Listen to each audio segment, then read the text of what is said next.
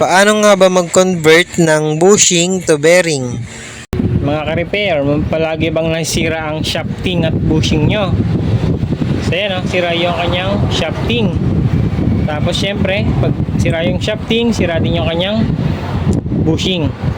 So para hindi tayo laging palit ng shafting bushing, so i-convert na lang natin dito sa bearing. So napakadali lang magpalit ng bearing.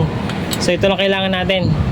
Ayan, mayroon tayo nitong order sa online Shopee. So bearing tsaka itong kanyang nylon plastic. Ayan, so lalagay ko na lang yung link dito sa ating video. Click nyo na lang po yan. So ayan, sakto lang yan dito. Ayan, papasok lang dito yung bearing. Ayan, yan, pasok na pasok po yan, Tapos ito, bakasin natin yung bushing.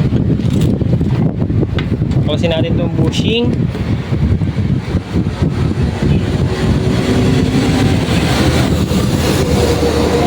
Yan.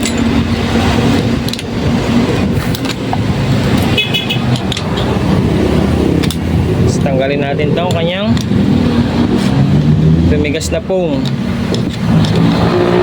So pang matagalan na talaga to, hindi na yan masira-sira mga bushing nyo.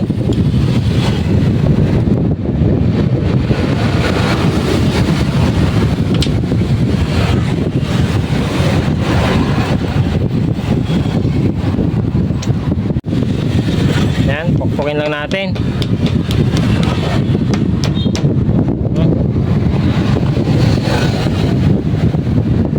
Ayan, saktong-sakto yan dyan sa gitna.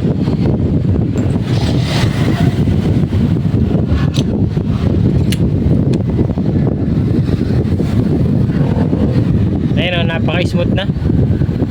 Napaka-smooth na po ng electric fan.